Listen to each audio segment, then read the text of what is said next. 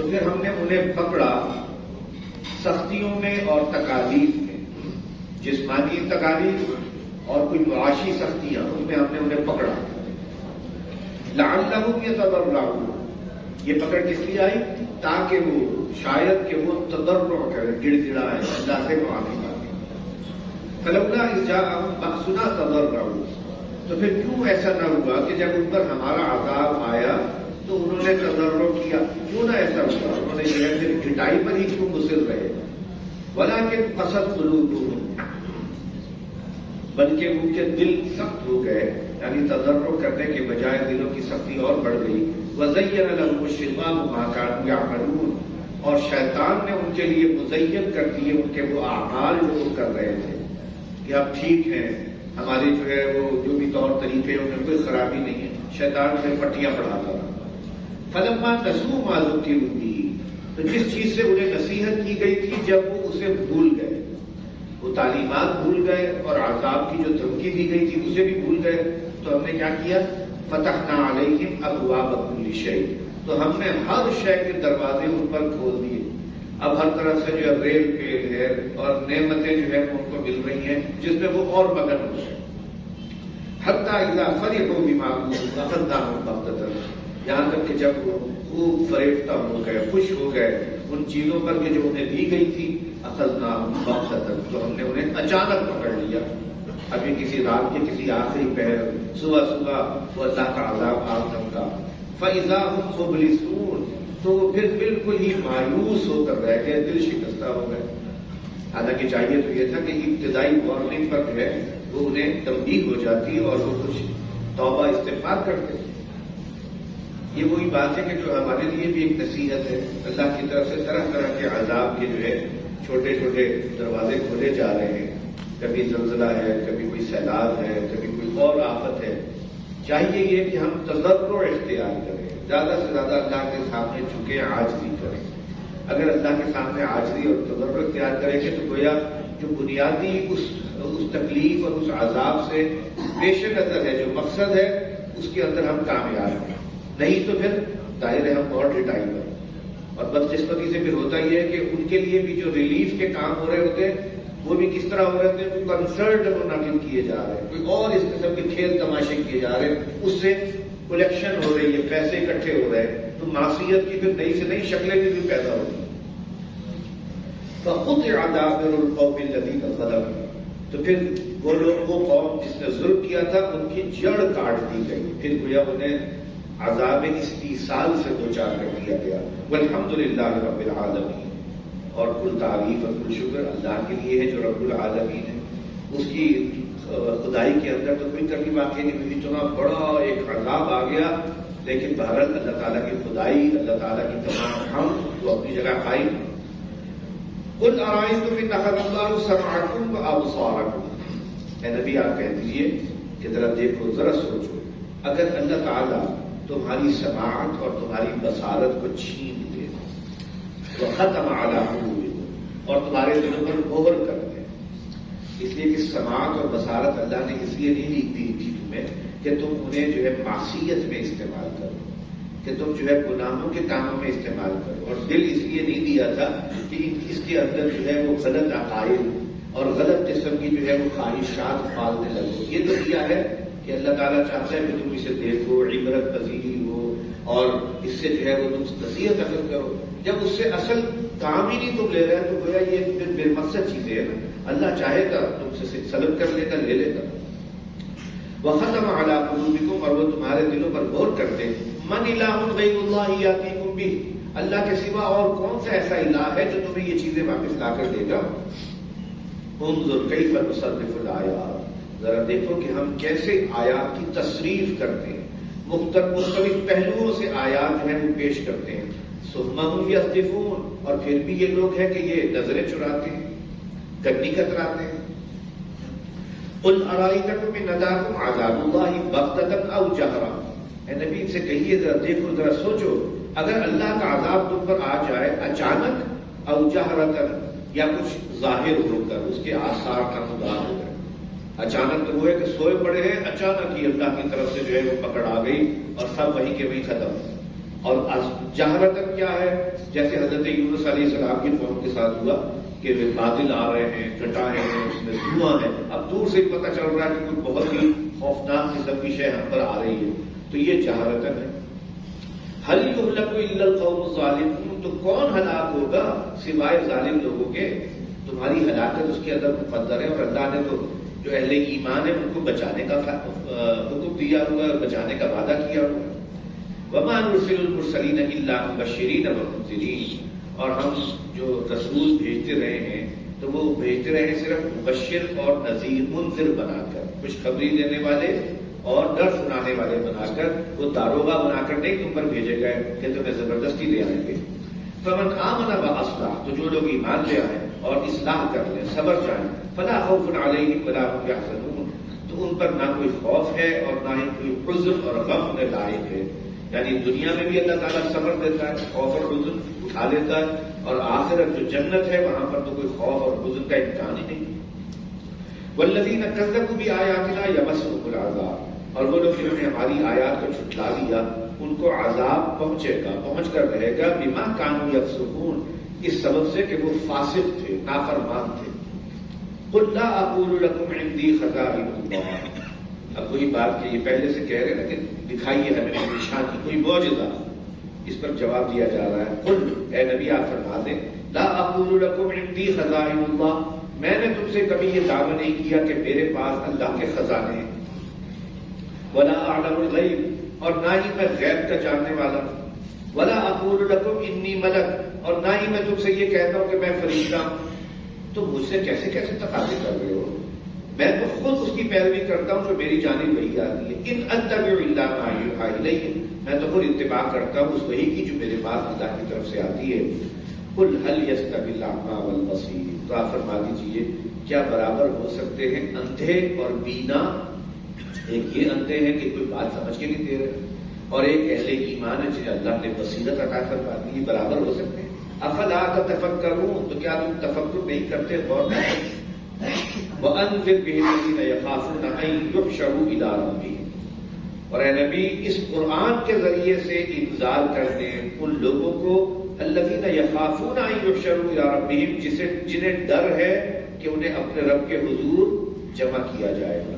یعنی آپ کے مخاطبین میں ایک تو ہٹ دھرم لوگ ہیں نا، ان کا تو حال یہ کہ وہ نہ ماننے پر تلے بیٹھے، کچھ وہ ہیں کہ جو ان تنبیہات سے ان کے اندر خوف پیدا ہوتا ہے۔ آپ انہیں انذار کرتے رہیے، وہ اس دعوت کو ایک ایک کر کے قبول کرتے رہیں گے۔ لیس لہم من دونہ ولی ولا شفیع، یعنی وہ اپنے رب کے حضور جمع کیے جائیں گے اس حالت میں کہ اللہ کے سوا نہ ان کا کوئی ولی ہوگا اور نہ ہی کوئی شفیع سفارشی ہوگا۔ لعلہم یتقون، تاکہ یہ بھی متقی بن جائیں، یہ بھی بچتے رہیں۔ تو جن کے اندر انابت ہے انہیں آپ انذار کا فریضہ سر انجام دیتے رہیں۔ ولا تطرد الذین یدعون ربهم بالغداة والعشی یریدون وجہہ، سرداران قریش کہتے تھے اے محمد ہم آپ کے پاس آنا تو چاہتے ہیں، صلی اللہ علیہ وسلم آپ کی بات بھی سننا چاہتے ہیں، لیکن کیا کریں آپ کی مجلس میں ہمارے ہاں کے کمی کاری جو ہے نا ان کا رش لگا رہتا، ان کے ساتھ تو ہم نہیں بیٹھ سکتے نا، تو سردار ہیں وہ، ہمارے یہاں کے غریب لوگ ہیں، لہٰذا آپ ذرا انہیں اپنے سے پرے کریں، ہمارے لیے ایک الگ سی کوئی سٹنگ ارینج کریں تو پھر ہم آپ کی بات سنیں گے، ہمارے۔ اب بتایا جا رہا ہے کہ اللہ کی نگاہ میں تمہاری کیا حیثیت ہے، اور یہ جو تمہارے کمی کاری جنہیں تم حقارت سے دیکھ رہے ہو ان کی کیا حیثیت اور مقام ہے اللہ کی نگاہ میں۔ وَلَا تَطْرُدِ الَّذِينَ يَدْعُونَ رَبَّهُمْ بِالْغَدَاةِ وَالْعَشِيِّ، اور اے نبی آپ اپنے سے دور مت کیجئے ان لوگوں کو کہ جو اپنے رب کو پکارتے ہیں صبح و شام، یریدون وجہہ، اور وہ اسی کی رضا کے متلاشی ہیں۔ مَا عَلَيْكَ مِنْ حِسَابِهِمْ مِنْ شَيْءٍ، ان کے حساب اور ان کی ذمہ داری میں سے کوئی حصہ آپ پر نہیں ہے۔ وَمَا مِنْ حِسَابِكَ عَلَيْهِمْ مِنْ شَيْءٍ، نہ ہی آپ کے حساب اور ذمہ داری کا کوئی حصہ ان کے اوپر ہے۔ فَتَطْرُدَهُمْ، کہ آپ انہیں اگر اپنے سے دور کر دیں، فَتَكُونَ مِنَ الظَّالِمِينَ، تو آپ بھی پھر ناانصافوں میں سے ہو جائیں گے۔ یہ تو وہ جو اللہ کو پکارنے والے ہیں، یہ اللہ کے ہاں کیا مقام اور مرتبہ رکھتے ہیں، اور یہ جو امراء ہے اور رؤسائے قریش ہے ان کی کیا حیثیت ہے اللہ کے سامنے۔ وَكَذَلِكَ فَتَنَّا بَعْضَهُم بِبَعْضٍ، اور اسی طرح سے ہم نے آزمایا ہے ان میں سے بعض کو بعض کے ذریعے، کسی کو دے کر آزمایا ہے، کسی سے لے کر آزمایا ہے۔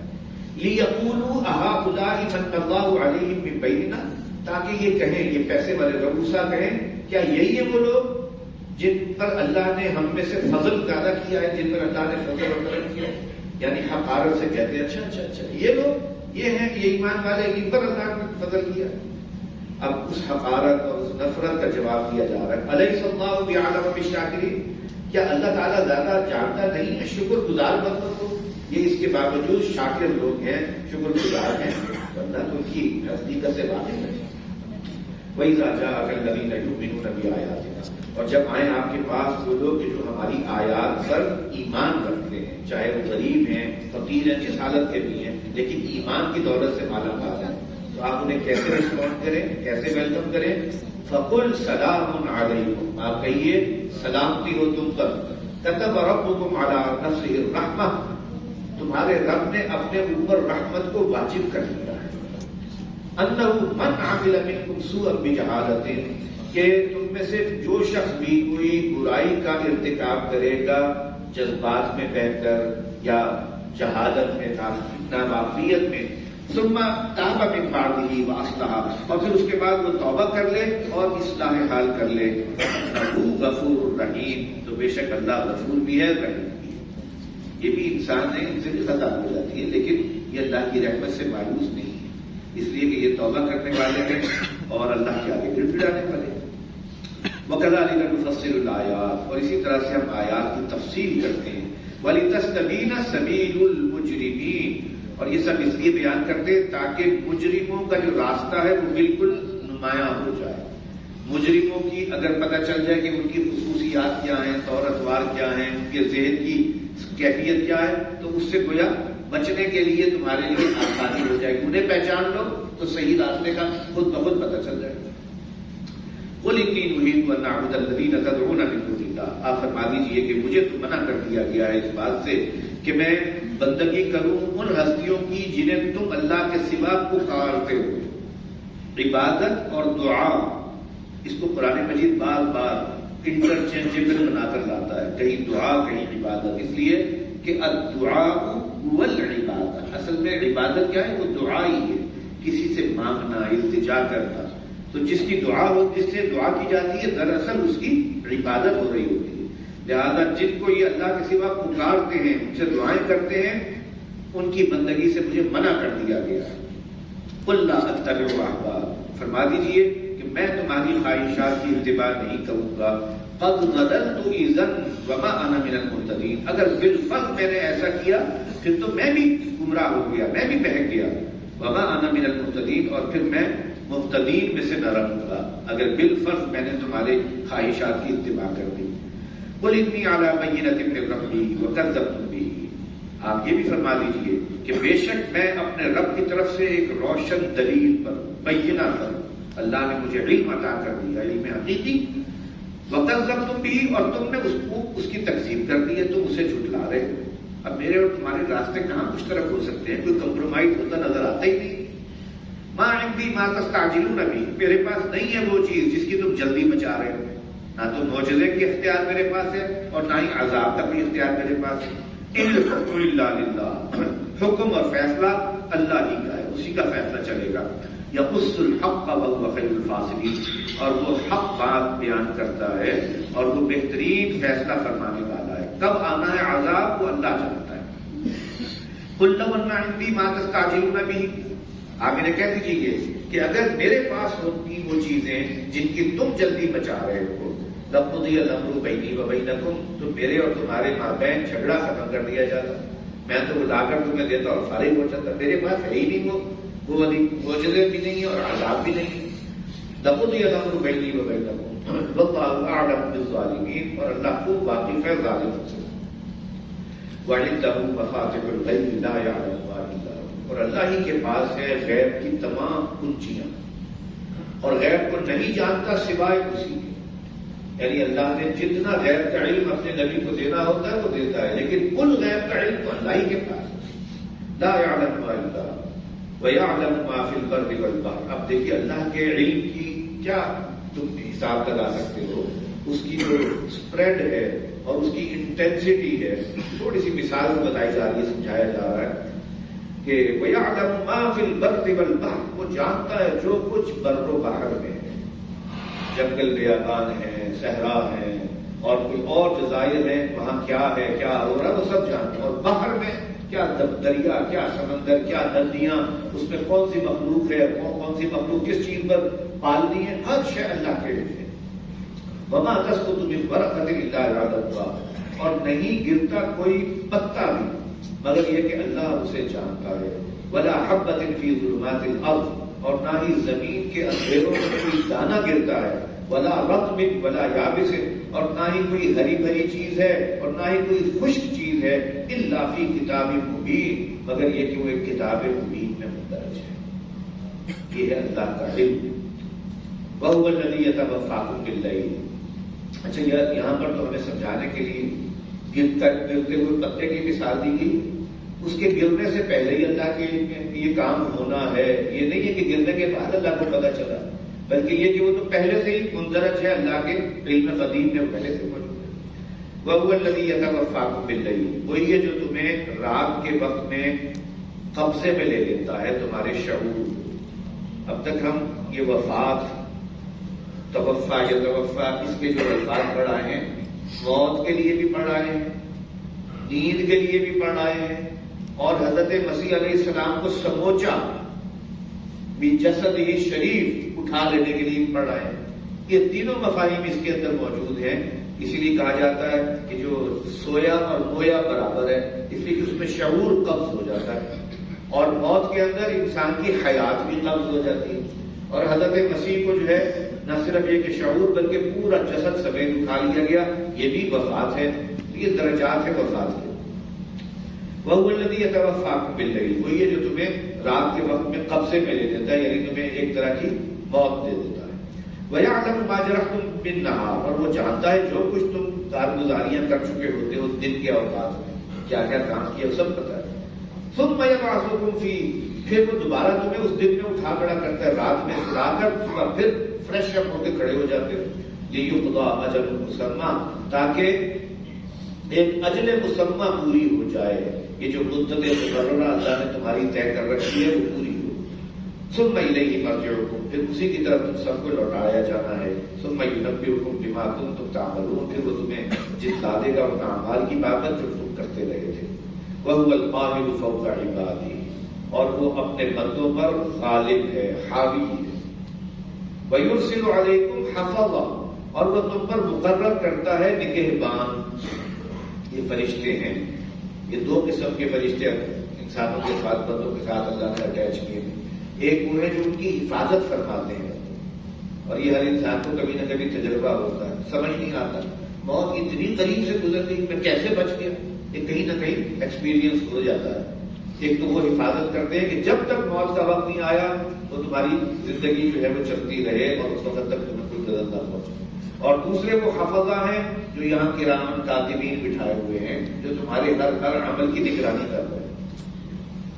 حتی اذا جاء احدکم الموت، یہاں تک کہ جب تم میں سے کسی کو موت آتی ہے یا موت کا وقت آن پہنچتا ہے، توفته رسلنا، تو اس کی روح کو قبض کر لیتے ہیں ہمارے فرستادہ فرشتے. وهم لا يفرطون، اور اس کام میں وہ کوئی کوتاہی نہیں کرتے کہ بھیجا کسی اس طرف تھا وہ چلے گئے کسی اور کی طرف اور اس کو جا کر قبض کر کے لے آئے.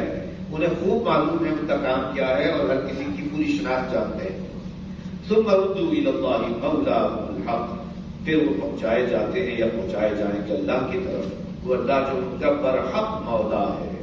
الا له الحکم، سن لو اسی کا حکم، فیصلہ اسی کا ہے، کسی اور کو اختیار نہیں ہے کہ اس کے فیصلے کے درمیان میں رکاوٹ بن سکے.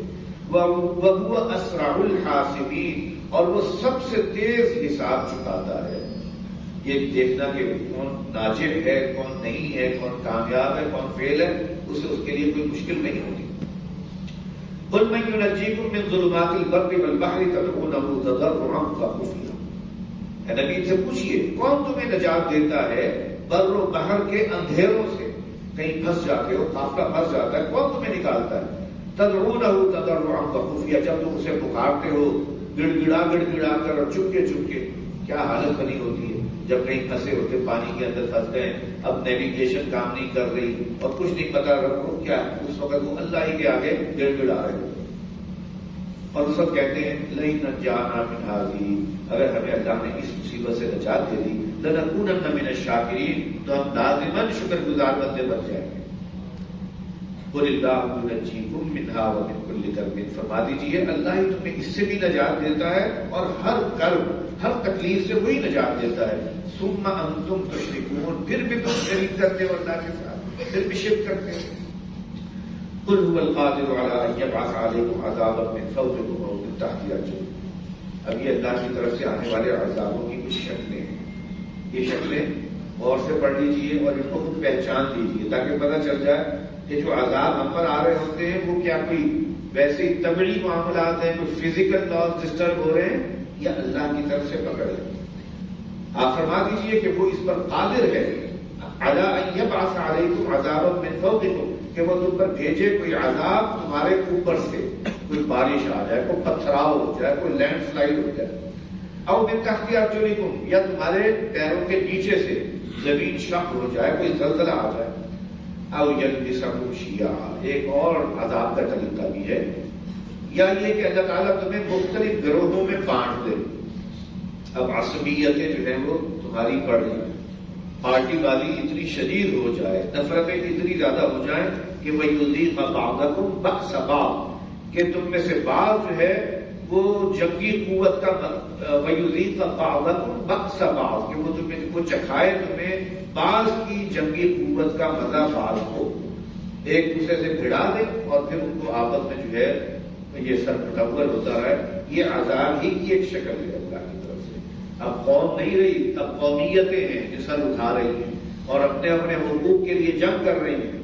ذرا دیکھو اصل میں پیچھے ہو کیا رہا ہے، تم نے اللہ کے قانون ضابطے پامال کیے ہیں تو یہ ہو رہا تمہارے ساتھ۔ انظر کیف نصرف الآیات، ذرا دیکھو کہ ہم آیات کی کیسے تصریف کرتے ہیں، مختلف پہلوؤں سے بیان کرتے ہیں، لعلہم یفقہون، تاکہ یہ سمجھ لیں۔ وَكَذَّبَ بِهِ قَوْمُكَ وَهُوَ الْحَقُّ، اور اے محمد صلی اللہ علیہ وسلم آپ کی قوم نے اس قرآن کی تکذیب کر دی ہے، یعنی اس کے جو بڑے سرکردہ لوگ ہیں وہ ٹٹائی پر مصر۔ وَهُوَ الْحَقُّ، حالانکہ یہ الحق ہے۔ قُلْ لَسْتُ عَلَيْكُمْ بِوَكِيلٍ، اور آپ انہیں بتا دیں کہ میں تم پر کوئی داروغہ نہیں ہوں، میں تمہیں بچا نہیں سکوں گا، نہ ہی زبردستی ایمان کی طرف لاؤں گا۔ لِكُلِّ نَبَإٍ مُسْتَقَرٌّ، ہر خبر کا ایک مقررہ وقت ہے، اس نے اسی وقت پورا ہونا ہے۔ وَسَوْفَ تَعْلَمُونَ، اور قریب تم اسے جان لو گے۔ وَإِذَا رَأَيْتَ الَّذِينَ يَخُوضُونَ فِي آيَاتِنَا فَأَعْرِضْ عَنْهُمْ حَتَّى يَخُوضُوا فِي حَدِيثٍ غَيْرِهِ، اس آیت کا حوالہ گزشتہ رات بھی سورہ مائدہ کی ایک آیت کے ذیل میں ہم لا چکے ہیں کہ فرمایا اور جب تم دیکھو الَّذِينَ يَخُوضُونَ فِي آيَاتِنَا، ان لوگوں کو کہ جو ہماری آیات میں نکتہ چینیاں کرتے ہیں، میل میل نکالتے ہیں، فَأَعْرِضْ عَنْهُمْ، تو ان سے اعراض کرو، وہاں سے اٹھ جاؤ، حتیٰ یخوضوا فی حدیث غیرہ، یہاں تک کہ وہ کسی اور بات میں مشغول ہو جائے۔ وَإِمَّا يُنْسِيَنَّكَ الشَّيْطَانُ فَلَا تَقْعُدْ بَعْدَ الذِّكْرَىٰ، اور اگر شیطان تمہیں بلا دے یعنی اٹھنا یاد نہ رہے تو مت بیٹھو یاد آ جانے کے بعد، جیسے ہی خیال آئے کہ میں اس مجلس میں بیٹھا ہوں جہاں اللہ کی آیات کا مذاق اڑایا جا رہا ہے، اسی وقت وہاں سے اٹھ جاؤ۔ یہ مت سوچو کہ یہ لوگ کیا کریں گے، محسوس کریں گے، مائنڈ کریں گے، کرنے تو مائنڈ ہی نہیں، یہ تمہاری ایمانی غیرت کا تقاضا ہے کہ وہاں پر بیٹھو۔ فلا تقعد بعد الذکریٰ مع القوم الظالمین، تو ان ظالم قوم کے ساتھ یاد آنے کے بعد مت بیٹھو۔ وما علی الذین یتقون من حسابہم من شیء، اور وہ لوگ کہ جو متقی ہیں ان کے ذمے ان کے حساب میں سے کوئی شے نہیں۔ بڑی باغبانی بات ہے، کوئی شخص یہ سوچ کے بیٹھا رہ جائے کہ جی اگر میں اٹھ گیا تو آئندہ ہو سکتا ہے میں ان کے ساتھ اٹھنے بیٹھنے سے ویسے ہی محروم ہو جاؤں، پھر یہ کون حق بات پہنچائے گا، کون انہیں سمجھانے آئے گا، تو مجھے بیٹھے رہنا چاہیے تاکہ یہ میرا لحاظ رکھے۔ فرمایا کہ تمہارے ذمے ان کے حساب میں سے کچھ نہیں، وہ نہیں ماننا چاہتے، نہ مانے تم مت بیٹھو۔ ولیکن ذکریٰ لعلہم یتقون، البتہ جو نصیحت اور یاد دہانی ہے وہ ہے بس جو ذمے ہے وہ کراتے رہو، لعلہم یتقون، تاکہ یہ بچ سکیں، ان میں بھی خوف پیدا ہو۔ وَذَرِ الَّذِينَ اتَّخَذُوا دِينَهُمْ لَعِبًا وَلَهْوًا وَغَرَّتْهُمُ الْحَيَاةُ الدُّنْيَا، اور چھوڑ دو ان لوگوں کو جنہوں نے اپنے دین کو کھیل اور تماشا بنا دیا ہے۔ وغرتهم الحیات الدنیا، اور دنیا کی زندگی نے انہیں دھوکے میں ڈال دیا ہے، وذکر بہ، اور اس قرآن کے ذریعے سے انہیں تذکیر کرو. کیا بار بار دیکھ رہے ہیں؟ تذکیر قرآن کے ذریعے سے، دعوت قرآن کے ذریعے سے. کوئی اپنی کہاوتیں، کہانیاں، کوئی اور بھی بزرگوں کے قصے، یہ چیزیں جو ہیں وہ اتنی اہم نہیں ہیں. قرآن کی روح سے یہ ہے کہ قرآن کا میسج بنوان پہنچاتے ہو. وذکر بہ، اسی قرآن کے ذریعے سے تذکیر کرو. ان تبصر نفس بما کسبت، مبادا کہیں کوئی شخص اپنے کرتوتوں کے وبال میں گرفتار ہی نہ ہو جائے. اگر نہیں مانے گا تو وہ گرفتار ہی ہو کر رہے گی. لیس لہا من دون اللہ ولی ولا شفیع، اس کیفیت میں کہ اس کے لیے اللہ کے سوا نہ کوئی حمایتی ہو اور نہ ہی کوئی سفارشی. تو اس سے پہلے انہیں آپ تذکیر کر لیں. وَإِن تَعْدِلْ كُلَّ عَدْلٍ لَا يُؤْخَذْ مِنْهَا، اور اگر وہ بدلے میں سارے فدیے بھی دینا چاہیں گے تو بھی ان سے قبول نہیں کیے جائیں گے. بچنے کے لیے بھی یہ بھی لے لو، یہ بھی لے لو، کچھ قبول نہیں کیا جائے گا. اولئک الذین ابسلوا بما کسبوا، یہی ہے وہ لوگ کہ جو اپنے کرتوتوں کے سبب سے گرفتار کیے جائیں گے. لہم شراب من حمیم، ان کے لیے پینے کو کھولتا پانی ہوگا. وعذاب علیم بما کانوا یکفرون، اور ایک دردناک عذاب ہوگا اس کفر اور بما کانوا یکفرون، بسبب اس کفر کے جو وہ کرتے رہے. قل ندعو من دون اللہ ما لا ينفعنا ولا يضرنا فنرد على اعقابنا بعد اذ هدانا اللہ. آپ ان سے کہہ دیجیے کہ کیا ہم اللہ کو پکار کر ایسی ہستیوں کو پوجیں، اللہ کو چھوڑ کر ایسی ہستیوں کو پوجیں، ما لا ينفعنا، جو نہ ہمیں نفع دے سکیں، ولا يضرنا، نہ ہمیں کوئی ضرر پہنچا سکے، ونرد على اعقابنا، اور ہم پیٹھ پیچھے پھینک دیے جائیں یہ کر کے. بعد اذ ہدانا اللہ، اس کے بعد کہ اللہ ہمیں ہدایت دے چکا ہے. کالذی استہوته الشیاطین فی الارض حیران، اس شخص کی مانند کہ جسے کسی شیاطین نے، جنات نے راستہ بھلا دیا ہو کہ وہ بیابان میں حیران و پریشان کھڑا ہے. ایسا ہوتا ہے بعض ڈیمنز ہوتے ہیں، شیاطین جن ہیں، کوئی شخص اکیلا اسے تنگ کرنے کے لیے کوئی اٹیکس بھی کر دیتے ہیں، ڈیمونک اٹیکس بھی ہوتے ہیں، ڈیمونک پوزیشنز بھی ہو جاتی ہیں. تو جس طرح سے اس شخص کا حال ہوتا ہے پھر ہمارا تو وہ حال ہوگا. اس لیے کہ ہدایت کے بعد ہم اوروں کو جو ہے پکارنے لگتے ہیں. لہو اصحاب یدعونہ الی الہدی ائتنا، ایک ایسا شخص جس پر ایسا کوئی حملہ ہو گیا، اس کے کچھ ساتھی ہیں، اصحاب، کوئی رفیق رفقا ہیں، یدعونہ، جو اسے بلا رہے ہیں، بلاتے ہیں، الی الہدی ائتنا، کہ ہدایت راستہ اس طرف ہے، چلے آؤ ہمارے پاس. لیکن اسے کچھ پتہ ہی نہیں چلتا، اس لیے کہ وہ تو محمود الحواس پر. قل ان ھدی اللہ ھو الھدی، فرما دیجیے کہ اصل ہدایت وہی ہے جو الہدی. قل ان ھدی اللہ، اللہ کی ہدایت ہی ہے اصل ہدایت. وَأُمِرْنَا لِنُسْلِمَ لِرَبِّ الْعَالَمِينَ، اور ہمیں تو حکم ہوا ہے کہ ہم رب العالمین کے تابع فرمان رہیں، ہم اپنا سر تسلیم خم کر دیں اللہ کے آگے.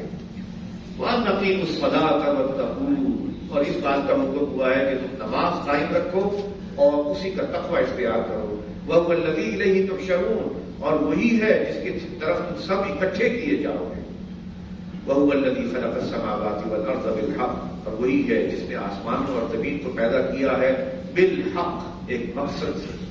وَيَوْمَ يَقُولُ كُن فَيَكُونُ، اور جس دن وہ حشر کو کہے گا کہ اے حشر برپا ہو جا، تو وہ حشر برپا ہو جائے گا. کن فیکون، یہ جب یہ آداب بھی مانتے تھے اور کہتے تھے لے آئیے وہ قیامت. کہا جا رہا ہے قیامت تو اللہ کے ایک کلمہ کن کی بہار ہے، وہ کہے گا کن فیکون.